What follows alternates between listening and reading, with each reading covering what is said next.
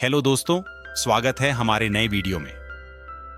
आज की वीडियो में हम लोग एक रोमांटिक ड्रामा मूवी को एक्सप्लेन करने वाले हैं। इस मूवी की शुरुआत में हम लोग एक ऐसे आदमी को देखेंगे जो आज तक किसी भी औरत के साथ में नहीं रहा है। जब उसकी शादी एक लड़की से होती है, तब उसे यह बात मालूम नहीं थी कि एक लड़की के साथ में कैसे रहा जाता है। इसलिए वह उस लड़की को ऊपर से नीचे देखता है। इसके बाद वह उस लड़की को छूकर उसके बारे में जानने की कोशिश करता है। यह आदमी लड़की के साथ सिर्फ अपनी फिजिकल नीड्स पूरी किया करता है। इसके बाद यह आदमी इस लड़की के साथ में क्या करता है, यह हम लोग इस वीडियो में आगे देखेंगे। तो चलिए इस मूवी को शुरू करते हैं। मूवी के स्टार्टिंग में हम लोग मार्टिन को देखते हैं। वो एक शिकारी है जो कि बर्फीली ऊंची पहाड़ों में रहता है। वह इस पहाड़ी में अकेला ही रहता है। इसके घर के आसपास भी कोई इंसान नहीं रहते हैं। मार्टिन के पास काफी सारी भेड़ बकरियां हैं। इन जानवरों का ख्याल रखने के अलावा वह यहां पर भेड़ियों का भी शिकार किया करता है और उन भेड़ियों को मारकर उनकी खाल अपने पास रखता है। जब उसके पास बहुत सारी भेड़ियों की खालें हो जाती हैं, तब वह उन खालों को नीचे शहर में जाकर बेचता है। इसी तरह शिकार करते हुए अब मार्टिन के पास बहुत सारी खालें जमा हो चुकी हैं, इसलिए वो इन्हें बेचने के लिए शहर की तरफ निकल जाता है। रास्ते में उसे रात हो जाती है, इसलिए वो एक केबिन में आज की रात बिताता है। इसके बाद मार्टिन फिर से शहर की तरफ निकलता है। शहर पहुंचने के बाद मार्टिन मेयर से मिलता है। मार्टिन इस बार अपने लाए हुए खालों को काफी ऊंची कीमत में बेचना चाहता था। तब मेयर उससे पूछता है, तुमने इस बार दाम क्यों बढ़ा दिए? तब मार्टिन कहता है, इस बार मेरे लाए हुए भेड़ियों की खाल की क्वालिटी काफी अच्छी है। मार्टिन की बातों को सुनने के बाद मेयर उसे पैसे देता है। कुछ देर के बाद बारटेंडर मार्टिन के पास में आता है और वह मार्टिन से कहता है, तुम्हारी उम्र शादी की हो चुकी है, अब तुम्हें शादी कर लेनी चाहिए, क्योंकि अगर कोई लड़की तुम्हारे पास रहेगी तब तुम्हें भी अच्छा लगेगा। लेकिन मार्टिन उसकी बातों पर ज्यादा ध्यान नहीं देता है। अब वह यहां से निकलता है। टाउन को पार करते समय उसे एक लड़की पास्कला मिलती है। पास्कला एक विधवा लड़की है, लेकिन पास्कला दिखने में बहुत सुंदर है। पास्कला और मार्टिन जब एक दूसरे को देखते तब दोनों को एक दूसरे से प्यार हो जाता है। अब ये लोग देखते ही देखते इंटीमेट हो जाते हैं। अब मार्टिन अपने घर में आ चुका है, लेकिन यहां आने के बाद उसे पास्कला के साथ बिताए हुए पल बहुत याद आने लगते हैं, जिसकी वजह से मार्टिन फैसला करता है कि वो पास्कला से शादी करेगा। अब मार्टिन पास्कला के पिता से जाकर मिलता है। वो उनसे कहता है, मुझे आपकी बेटी से शादी करनी है, जिसके बदले में मैं आपको कुछ पैसों के साथ साथ भेड़ियों की अच्छी क्वालिटी वाली खाल दूंगा। मार्टिन की बातों को सुनकर पास्कला के पिता शादी के लिए मान जाते हैं। इसके बाद पास्कला मार्टिन के साथ में उसके घर में पहाड़ों पर चली जाती है। मार्टिन बचपन से अकेला रहा है और उसे यह पता नहीं है कि एक औरत के साथ में कैसे रहते हैं। उसे पास्कला के जरूरतों के बारे में कुछ भी पता नहीं है। मार्टिन पास्कला के पास जाता है और वो उसके साथ इंटीमेट होकर वो सिर्फ अपनी फिजिकल नीड पूरी करता है और इसके बाद वह अपने काम में फिर से लग जाता है। लेकिन पास्कला मार्टिन की फीलिंगलेसनेस के साथ धीरे धीरे कोऑपरेट करने लगी है। धीरे धीरे पास्कला उसका ख्याल रखने की पूरी कोशिश करती है, लेकिन पास्कला की सेहत बिगाड़ने लगती है। मार्टिन उसका ख्याल रखने की पूरी कोशिश करता है। एक दिन पास्कला बताती है कि वो प्रेग्नेंट है।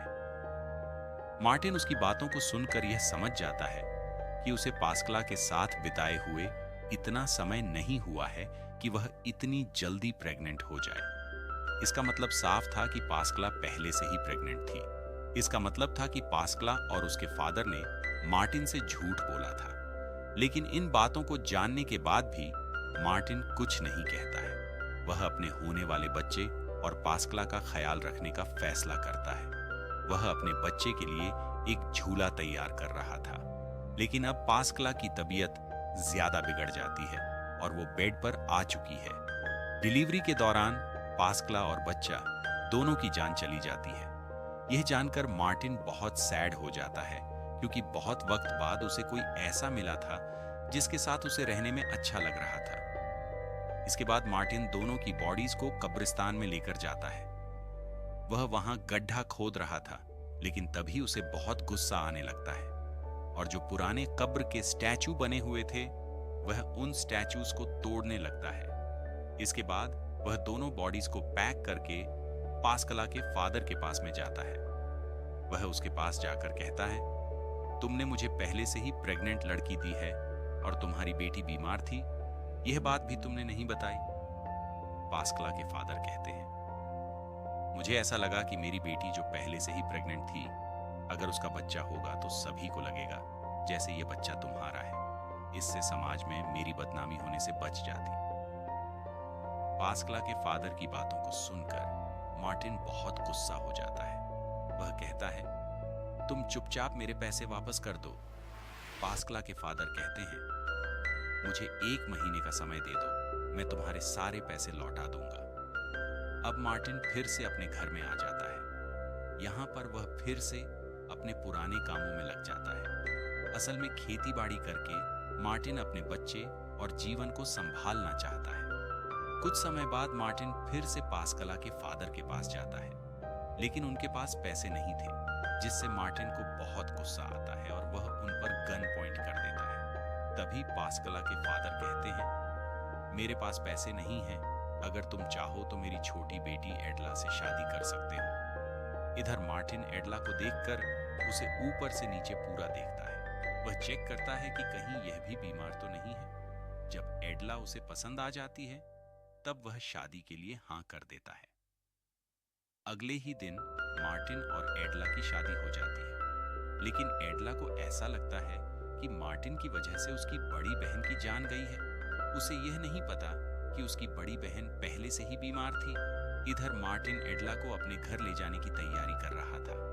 तभी एडला के फादर उसके पास आकर कहते हैं, एडला, मुझे माफ कर दो, क्योंकि मैंने तुमसे बिना पूछे तुम्हारी शादी मार्टिन से कर दी। वह कुछ जड़ी बूटियां एडला के हाथों में देते हैं और कहते हैं, अगर तुम्हें कभी ऐसा लगे कि तुम मार्टिन के साथ नहीं रह सकती, तो तुम यह खा लेना। असल में वह जर था। अब मार्टिन एडला को लेकर पहाड़ों की ओर निकलता है, लेकिन एडला के लिए यह सफर आसान नहीं था। मार्टिन इस सफर में उसकी बहुत मदद करता है। अब ये लोग घर पहुंच चुके हैं। मार्टिन अब भी अपनी पुरानी आदतों में है। वह एडला के पास जाता है और अपनी फिजिकल नीड पूरी करता है, बिना पूछे, बिना कुछ कहे। फिर वह अपने काम में लग जाता है। मार्टिन को अभी भी ये बात नहीं है कि एक औरत के साथ कैसे रहते हैं। उधर एडला को मार्टिन से बहुत नफरत है और ये नफरत दिन ब दिन बढ़ती जा रही है, क्योंकि मार्टिन उससे कोई बात नहीं करता और एडला को लगता है कि मार्टिन ही उसकी बहन का कातिल है। धीरे धीरे एडला उसे अपना दुश्मन समझने लगती है। एक दिन मार्टिन एडला से कहता है, मैं 4 दिनों के लिए शहर जा रहा हूं, अगर तुम्हें कुछ चाहिए तो बता देना। एडला कहती है, अगर मेरे पेरेंट्स तुमसे मिलें तो उन्हें बता देना कि मैं बिल्कुल ठीक हूं। अब मार्टिन उसे अच्छे से रहने के लिए कहकर शहर की तरफ रवाना हो जाता है। रात हो चुकी है। एडला अकेले अपने बिस्तर पर सोने जाती है, लेकिन उसे इस सुनसान जगह पर बहुत डर लग रहा है। अगले दिन जब एडला इधर उधर घूम रही होती है, तभी उसे कब्रिस्तान में 2 गड्ढे दिखाई देते हैं। उन गड्ढों को देखकर वह समझ जाती है कि उसकी बहन प्रेग्नेंट थी। अब उसका शक यकीन में बदल जाता है। अब वो मार्टिन से और भी ज्यादा नफरत करने लगी है। 4 दिन बाद जब मार्टिन वापस आता है और दोनों खाना खा रहे होते हैं, तब एडला पूछती है, कब्रिस्तान में वो 2 गड्ढे किसके हैं? मार्टिन कहता है, वो कब्र नहीं है, सिर्फ गड्ढे हैं। मार्टिन की बात एडला को बहुत अजीब लगती है। वह समझ जाती है कि कुछ न कुछ छुपाया जा रहा है। इस बात पर दोनों में बहस होती है। तब मार्टिन कहता है, तुम्हारी बहन की मौत का जिम्मेदार मैं नहीं हूं, जिम्मेदार तुम्हारे फादर हैं, क्योंकि उन्होंने जानते हुए भी कि तुम्हारी बहन बीमार और प्रेग्नेंट थी, उसकी शादी मुझसे कर दी और उनकी वजह से तुम्हारी बहन की मौत हुई है। लेकिन एडला को उसकी बातों पर यकीन नहीं होता। कुछ समय बाद एडला को पता चलता है कि वो भी प्रेग्नेंट है, लेकिन यह खबर उसे खुशी नहीं देती। जब वह यह बात मार्टिन को बताती है तो वह बहुत खुश हो जाता है और बच्चे के लिए झूला बनाता है। वह अब उसका बहुत ख्याल रखने लगता है। मार्टिन एडला से प्यार करने लगा है। लेकिन एडला के लिए मार्टिन बस उसकी बहन का हत्यारा है, क्योंकि एडला को लगता है कि जैसे मार्टिन ने उसकी बहन और उसके बच्चे को मारा था, वैसे ही उसे भी मारेगा। लेकिन तभी उसे याद आता है कि उसके फादर ने उसे कुछ जड़ी बूटियां दी हैं। इन जड़ी बूटियों को वह धीरे धीरे मार्टिन के खाने में मिलाने लगती है। मार्टिन इस दवा को खाता रहता है और धीरे धीरे उसकी तबीयत खराब हो जाती है। इसी बीच एक दिन मार्टिन शिकार करने के लिए जाता है। अब मार्टिन पहले से काफी कमजोर पड़ चुका है। यहाँ पर मौका देखकर एडला यहाँ से भागने का डिसाइड करती है। वह जंगल की तरफ भागती है, लेकिन उसका पैर मार्टिन के बिछाए हुए ट्रैप पर फंस जाता है, जो कि मार्टिन ने जंगली जानवरों को पकड़ने के लिए बिछाया था। लेकिन एडला का पैर इस ट्रैप में पड़ चुका था, जिसकी वजह से उसके पैर में बहुत बड़ा घाव हो जाता है। एडला जैसे तैसे अपने ट्रैप को खोलकर यहाँ से आगे बढ़ती है, लेकिन लंगड़ाने की वजह से वह ज्यादा तेज अब नहीं चल पाती है और जंगल में ही कहीं गिर जाती है। जैसे ही मार्टिन घर पहुंचता है, तब उसे वहां एडला नहीं मिलती है। इसके बाद उसे एडला की फिक्र होने लगती है। मार्टिन एडला को जंगल में चारों तरफ ढूंढता है। तब एडला उसे जंगल में काफी कमजोर हालत में मिलती है। मार्टिन उसे घर लेकर आता है। वो देखता है कि एडला के पैरों में काफी बड़ा चोट हो चुका है। इसी बीच मार्टिन को यह पता चलता है कि एडला का मिसकैरेज हो चुका है, यानी कि एडला जो भाग करके गई और वहां से जाने के बाद जंगल में गिर गई, जिसकी वजह से उसका बच्चा अब इस दुनिया में नहीं है। लेकिन मार्टिन इसके बारे में एडला को कुछ भी नहीं बताता है। मार्टिन अब एडला का बहुत ख्याल रखता है। वह उसका इतना ख्याल रखता है कि एडला के पैरों की चोट बहुत जल्दी ठीक हो जाता है। लेकिन एडला को अभी तक पता नहीं है कि उसका मिसकैरेज हो चुका है। इसी बीच एक दिन उसे यह पता चलता है कि उसका बच्चा अब इस दुनिया में नहीं है। इसके बारे में वो मार्टिन को बताती है, लेकिन मार्टिन को इसके बारे में पहले से ही पता था, जिसकी वजह से वह कुछ खास रिएक्शन नहीं देता है। मार्टिन को अब यह पता है कि एडला उसके साथ रहना नहीं चाहती है। इसलिए एक दिन मार्टिन एडला के पास में जाकर उससे यह कहता है, मैं यह चाहता हूं कि तुम अपने घर वापस चली जाओ। मुझे यह बात पता है कि तुम्हें मेरे साथ रहना बिल्कुल भी अच्छा नहीं लगता है। तब एडला यह समझ जाती है कि मार्टिन उसे आजाद करना चाहता है। इसके अगले दिन जब मार्टिन की आंखें खुलती हैं, तब वह देखता है कि एडला उसे छोड़कर जा चुकी है। मार्टिन को यह देखकर बहुत दुख होता है, क्योंकि उसे अब साथ रहते हुए एडला से प्यार हो चुका था, लेकिन एडला उससे प्यार नहीं कर पाई। मार्टिन जब कॉफी पीने के लिए जाता है, तब उसे यह बात मालूम चलती है कि एडला उसे स्लो पॉइजन दे रही थी। यहीं पर उसे जहरीली बूटियां मिलती हैं। मार्टिन यह समझ जाता है कि उसके पास ज्यादा समय नहीं है, और अगर उसे कुछ हो जाएगा तब उसकी भेड़ बकरियों का ख्याल कौन रखेगा। इसलिए वह अपने बाड़े में जाकर सारी भेड़ बकरियों को खोल देता है, ताकि ये जानवर जंगल में जाकर अपने दाने पानी का इंतजाम कर सकें। इसके बाद मार्टिन बिस्तर में जाकर लेट जाता है। जैसे जैसे ऊपर ठंड बढ़ रही थी, मार्टिन की हालत धीरे धीरे खराब होती जा रही थी, और ऐसे में एक दिन मार्टिन की मौत हो जाती है।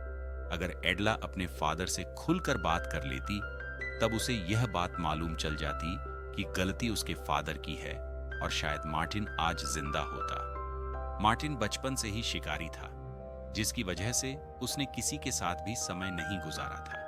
इसलिए उसे यह बात मालूम नहीं थी कि एक औरत के साथ में कैसे रहा जाता है, लेकिन वह चीजों को सीखने की कोशिश कर रहा था। मार्टिन की यहां पर कोई गलती नहीं थी, बल्कि गलती तो एडला की थी, जिसने मार्टिन को जरा भी नहीं समझा और ना ही अपने आसपास की चीजों को समझने की कोशिश की। ये मूवी यहीं पर खत्म हो जाती है। ऐसे ही मूवीज के लिए आप हमें जरूर फॉलो करें।